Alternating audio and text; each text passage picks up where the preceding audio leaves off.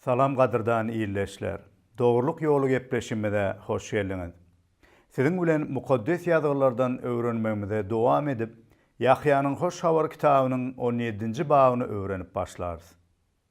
Biz hemişe hem ýatlaşmy diýäli.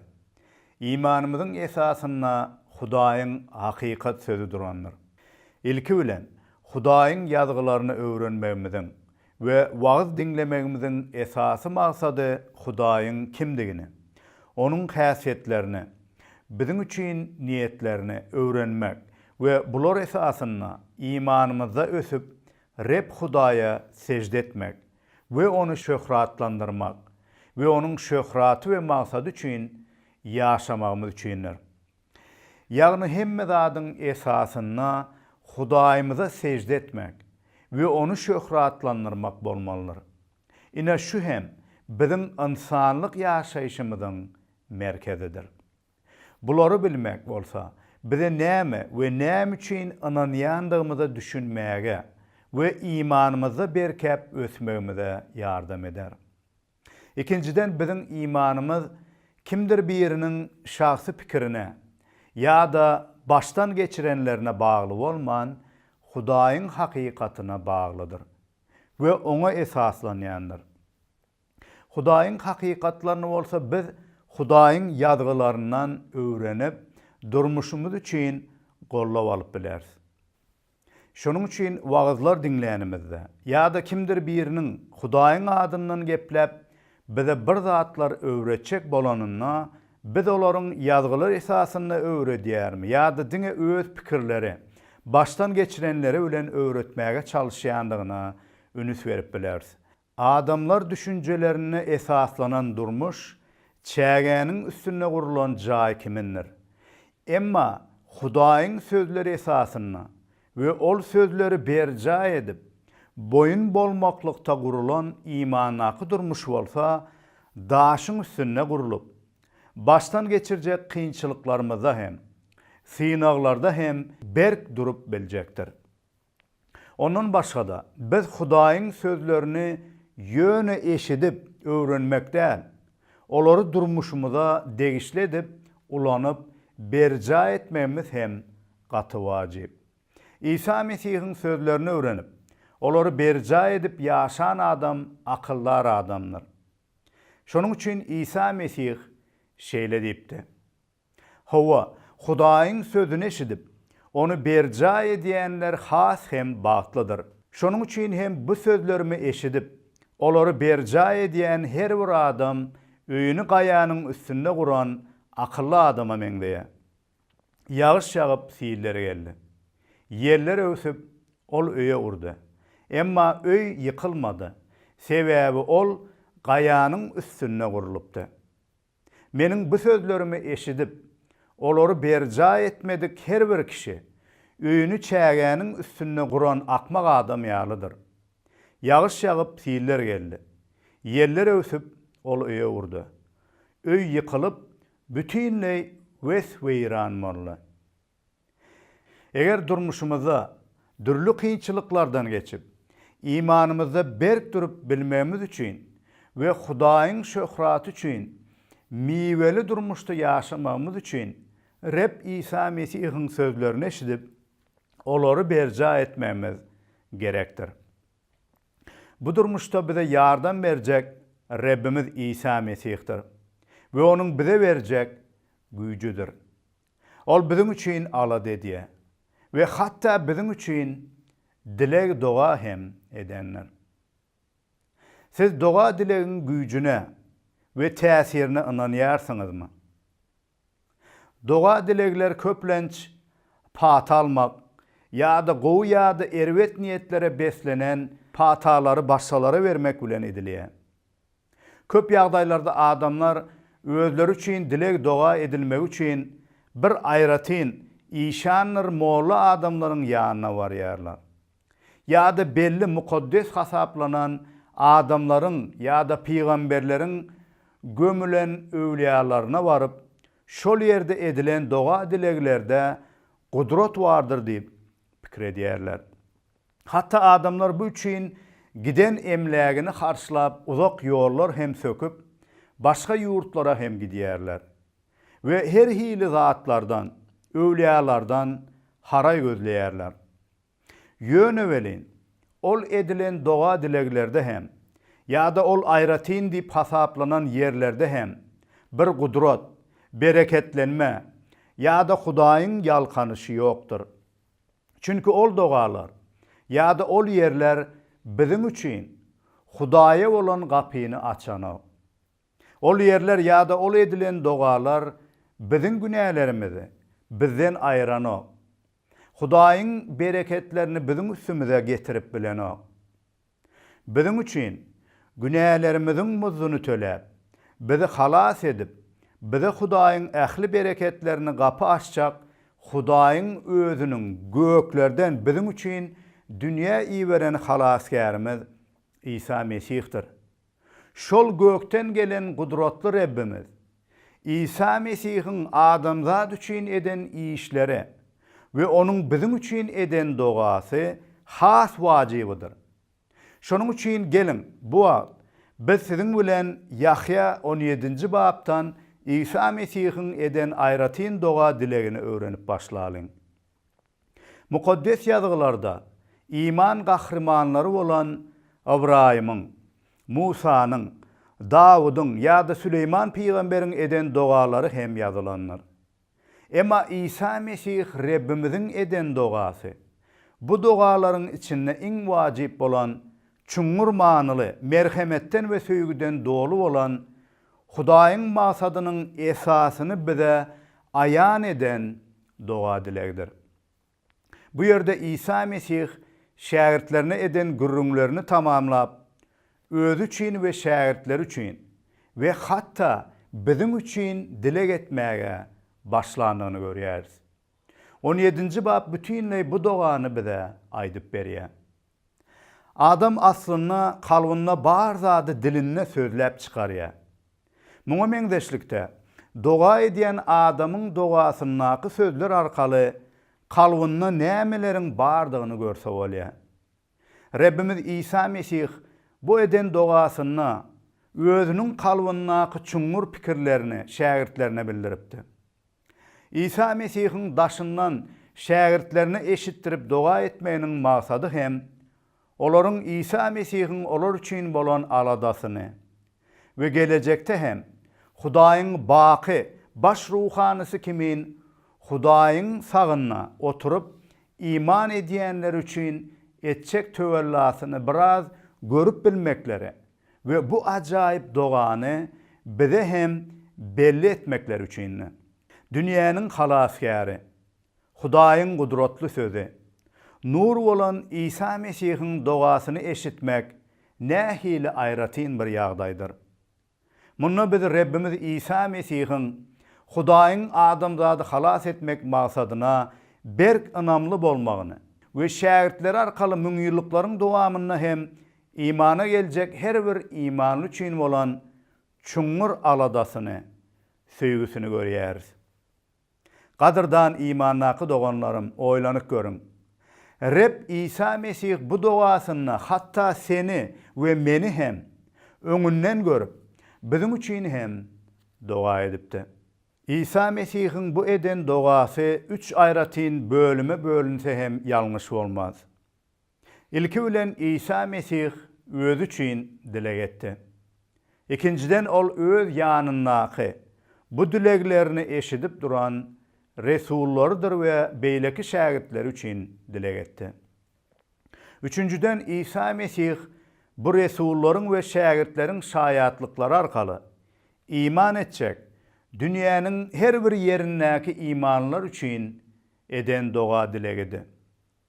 Bu gepleşimizde biz siziň bilen Mesih'in özü barada eden dilegine bize ayan edilen ajaýyp hakykatlaryny öwrenäris.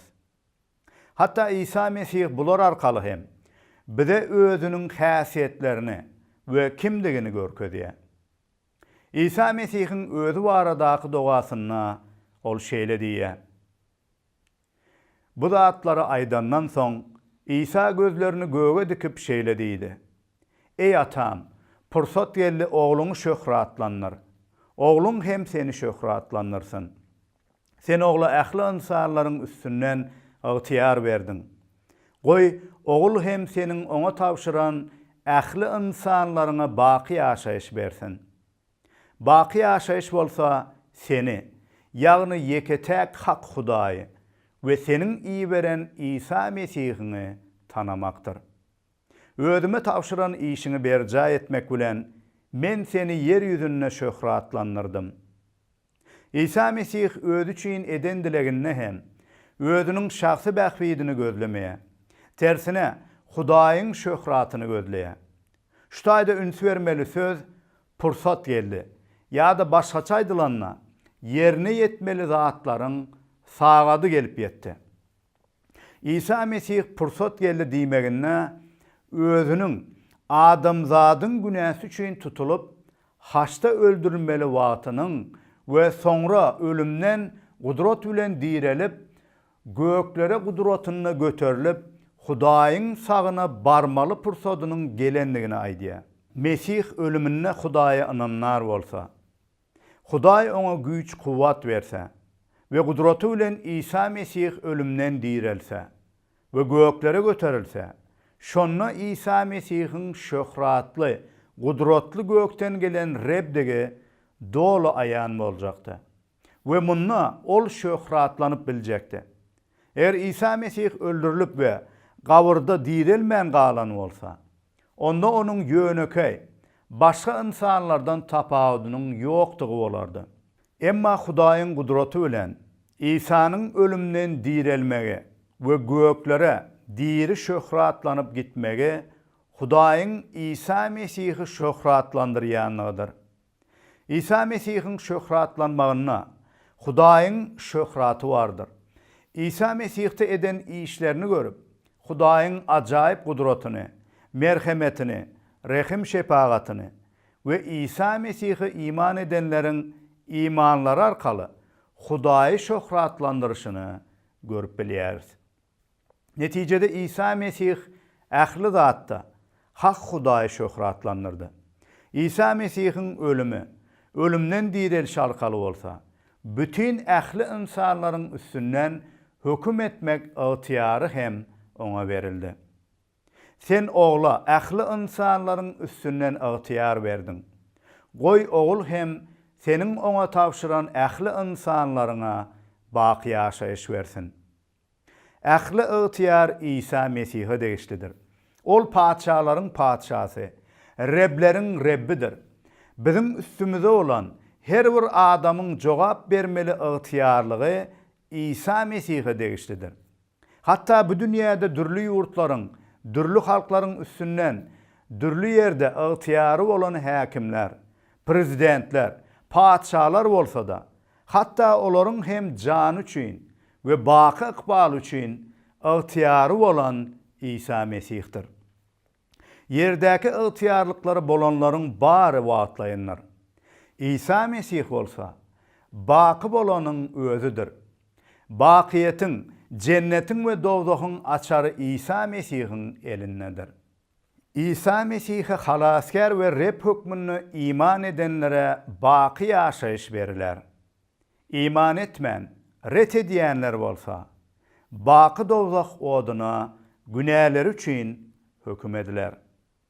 Eger bugün siz İsa Mesihe iman eden bolsaňyz, onda bu yaradan Hudaýyň siziň üçin syýlagydyr. Ol sizi saýlap seçip alanlar we kalbyňyzda mukaddes ruh arkaly iman oýaranlar. Bu sebäpden İsa Mesih arkaly size baky ýaşaýyş berilenler. İsa Mesih Rabbimiziň ygtyýary dünýä yamanlyk getirmek, ýa-da diňe öz bähbidini gözlemek üçin baýlyk, awray gazanmak üçin näli. İsa Mesihiň ygtyýary ilki bilen adamzady günäniň jezasy bolan, näleti bolan ölümden, baky aýralyk bolan dowzak odundan halas edip, iman edenlere Hudaýyň bereketlerinden dolu ýaşaýyşy, şatlygy, parahatçylygy, söýgüden uguralan gurply ýaşaýyşy we soňunda hem cennet mekanyna baky ýaşaýyşy bermegidir. İsa Mesih bu eden dogasyna baqy ýaşaýyşyň nämedigini we bu baqy ýaşaýşa nädip ýetip boljakdygyny ýatladýar. Belki sizin hem käbiriňiz, men hem baqy ýaşaýşy isleýän we nädip şol ýaşaýşa eýe bolup bolar diýip pikir edýänsiňiz. Aslynda ýaşaýşy, ýagny dowamly ölümsiz ýaşaýşy küýsemeýän adam ýok bolsa gerek. Asyrlar boýy müňýyllyklaryň dowamyny insanlar ölmän ýaşamagyň arzuwy bilen ýaşadylar. Bulary biz belli paçalardyr, imperatorlaryň garlaran ýyzlaryndan hem, hatda bugünkü gün käbir prezidentleriň hem ölmän ýaşamak üçin edýän aladalaryna hem görýäris. Ýöne ölümi yeňip bilen ýok. Ölümden direlen yeketek İsa Mesih'tir. Ve ol hem bize baqy ýaşaýyşyny berip biler. Hudaý bilen bir bolan ve Hudaýyň şöhratlany hem İsa Mesih'tir. Şonuň üçin günälerden bagyşlanyp, Hudaýyň cennet mekanynyňky baqy ýaşaýyş İsa Mesih'i tanamak ve Mesih arkaly Hudaýy tanap iman etmektedir. Dünýäde bar bolan dinler hem, insan akyldarlygyna, bilimine esaslanan ýörelgeler hem, bize baqy ýaşaýyşy berip bilmez. Şonuň üçin İsa Mesih eden dilek dogasyna muny bize aýdýar. Baqy ýaşaýyş bolsa, seni, ýagny yeketek hak Hudaýy we seniň iý beren İsa Mesihini tanamakdyr. Gadyrdan illeşim, baqy ýaşaýyş almak isleýär misin? Onu hak Hudaýy we İsa Mesihi tanamalysyň. Hak Hudaýy tanamak üçin bolsa, İsa Mesihi tanap, ona Hudaýyň hakykat sözleriniň öwredişi ýaly halaskar we rep hökmüne iman etmelisin. Çünkü İsa Mesih bize Hudaýy tanatmak üçin Hudaýdan çykyp yer ýüzüne insan keşbine geldi. Ýazgy bu arada ine şeýle diýär. Söz insan bolup aramyzda ýaşady. Ol merhemetten we hakykatdan doludy. Biz onuň şöhratyny, ýagny atadan gelen yeketägiň şöhratyny gördük.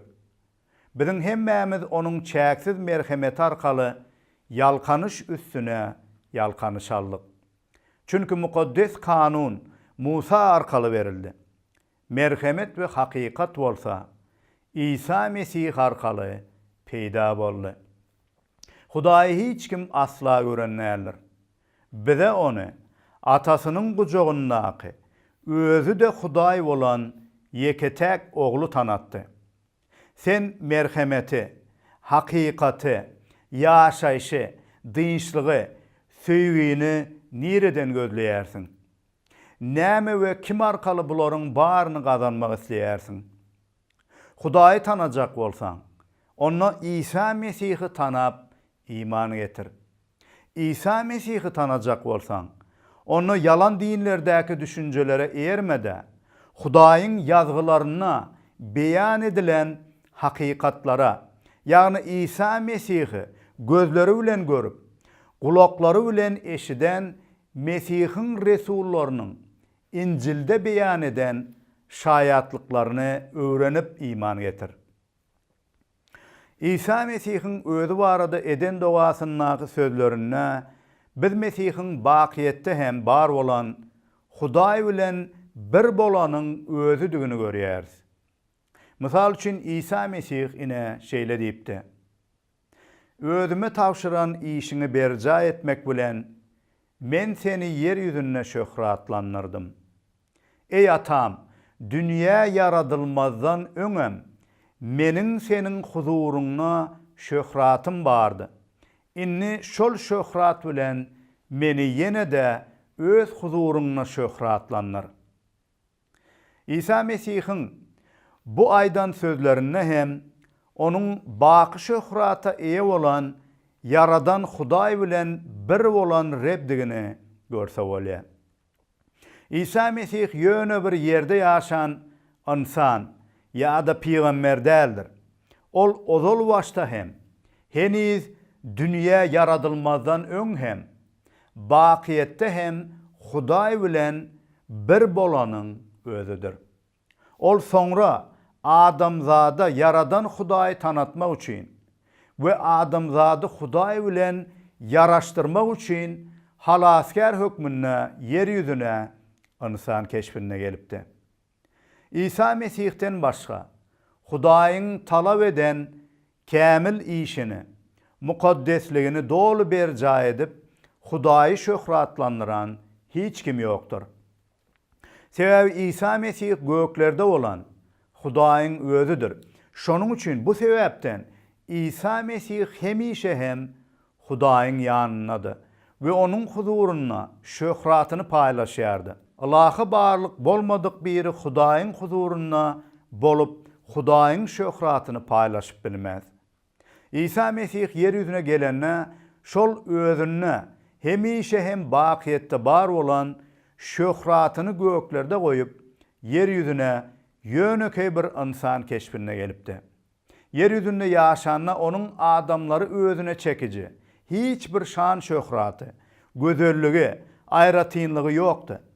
Emma onu yakynan tananlar, onuň durmuşundaky mukaddesligi, kämil häsiýetleri we görkeden alamatdyr gudratlaryny görüp, onuň halaskar Rebdigini tanap görüp bildiler.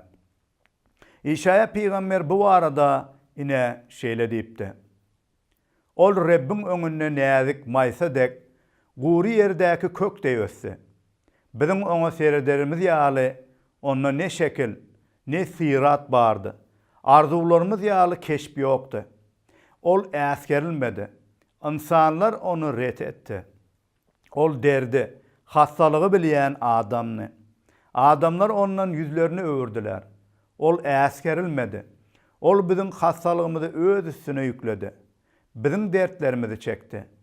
Biz bolsa, ol Hudaý tarapyndan cezalandyrlyp, urulup ejir çekenler diýip pikir etdik.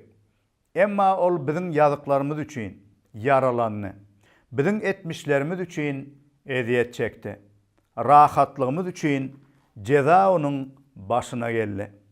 Onuň yaralary arkaly biz şifa tapdyk. Ählimiz edil goýun ýaly adaşdyk. Öz ýolumyz bilen gitdik herimiz. Reb ählimiziň etmişimizi oňa yükledi. Oňa sütem edildi. Ol ejir çekdi. Emma şonno da agzyny açmady. Soýulmaga äkidilip barýan guzudek, gyrkymçynyň öňündäki sessiz goýundek hiç agzyny açmady ol. İsa Mesihiň dünýä insan keşfine gelmeginden 700 ýyl öň İşaya peýgambere berilen ilham arkaly Mesihiň yer ýüzünde ýaşaýşy we bolşu arada görnüş aýan edilipdi.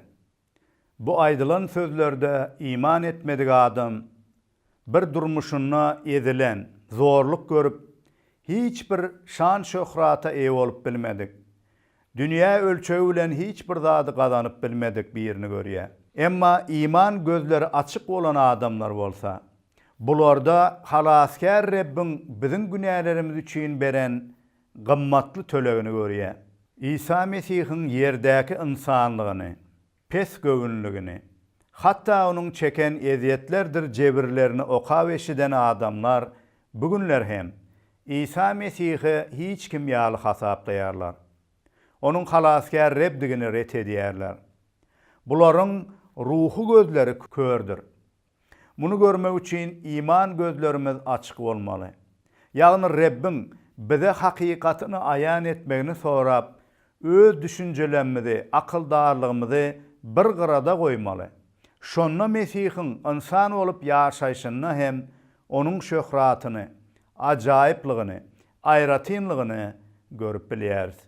İsa Mesihiň yer ýüzüne ilkinji gedek gelmeginiň maksady Hudaýyň biziň üçin bolan ajaýyp gutuluş işini berja etmegidi we bu arkaly Hudaýy şöhratlandyrmagydy. İsa Mesih yer ýüzüne owadanlyk, baýlyk ýa-da insanlaryň gözüniň öňünde awray gazanmak ýa-da köşklerdir tahtlar gurup özüni insanlara, dünýäniň özüni görkezişi ýaly görkezmäge gelmänni. Özündäki bar bolan güýç gudrat bilen, ygtyýar bilen, İsa Mesih dünyada bar olan taatlardır, ıhtiyarlıklardan, hakimlerden, padşahlardan, has ovadan ve beyik olan köşklerdir. Padşahlıkları, imperiyaları hem kurup bilerdi ve adamları özüne boyun edip hem bilerdi. Emma İsa Mesih'in geri gelmeğinin maksadı dünyanın baylıklarını, şan şöhratını kazanmak değil de adamları günahının näletinden, baqı dozak odundan halas etmek için mukaddes ve gımmatlı canını kurban vermekte. Ve bu arkalı Hudaýyň gutuluş işini berca edip özüne iman edenlerin halas bolmagyna Hudaýy şöhratlandyrmakty. Ine bunu görüp bilen ve iman eden nähili bagtlydyr. İsa Mesih yeryüzüne wagtlaýynça şeýle pes derecede, hatta kul hasyetine bolsa da, baqy şöhratyny Hudaý onu ýene de beýeltdi. İsa Mesih adamzadyň günäleriniň muzyny tölemek üçin ölüp gawrda jaýlandy. Emma Hudaý onu şöhratlandyryp, gudraty bilen ýene de diriltdi we soňra göklere Hudaýyň sagyny oturtdy. Bu wagt rep İsa Mesih şol baqy bar bolan gudratly we şöhratly göklerdäki tagtyndadyr. We şol ýerden ikinji gezek yer ýüzüne gudratyny we şöhratyny geler. Bu gezek ol kul kiminde gudratly höküm kılıcı elinde bolan padşahlaryň padşasy hökmüne geler we iman etmedikleri şeytan bilen bile baqy dozak oduna höküm etmäge geler. Gepleşimiziň soňuna Reb İsa Mesih'in özünü kiçeldişiniň maksady barada aýdylan ýene bir ýazgy bilen paýlaşmak isleýärin. İsa Mesih'in garaýşlary sizde hem bolsun. İsa Mesih Hudaýyň tebigatyna eýe bolsa da, onu özüne derece saýmady. Ondan mäkem ýapyşmady. Gaýtan bir kul kimin bolup, insan keşfinde bu dünýäge geldi. Ol özüni asla hiç etdi. Ol insan sıpatyna girip, ölüme, hatta haştaky ölüme de tabin boldy. Özüni peseltdi. Soňra şoňa göre Hudaý onu juda beýgeltdi. Ona ähli attan üstün bir ady berdi. Göklerdäki, ýerdäki, yer astyndaky herkes İsa'nın ady agdalanyna diz eper. Ata Hudaýyň şan şöhraty üçin her dil İsa Mesih'in Rebdigini ikrar eder. Mähriwan imanly doganym. Durmuşyňda sen kimiň şöhratyny gözleýärsiň? Özüň adyň şöhratlanyp bu dünýäde at galdyrmak üçinmi ýaşaýarsyň? Ýa-da İsa Mesih Rabbimizden görelli alyp Hudaýy şöhratlandyrmak üçin onuň ajaýyp işlerini berja edip onuň maksadyna ýaşaýarmysyň? Seni İsa Mesih Rabbimiziň pesgöwnlügi, Hudaýyň şöhratyny gözlemek häsiýeti barmy? Bu häsiýetleriň özüňne bolmak üçin jan çekýärmiň? Ýa-da dünýäniň tekeppirligine, şöhrat parazlygyna ýaşaýarmysyň? Gadyrdan iýleşim. Sen İsa Mesih'in öňünde şu wagt Reb we halaskär hökmüne diz epip iman bilen kabul etdiňmi? Ýa-da höküm gününe dozak oduny höküm ediljekler bilen bile İsa Mesih'in Rebdigini ikrar etjekmi?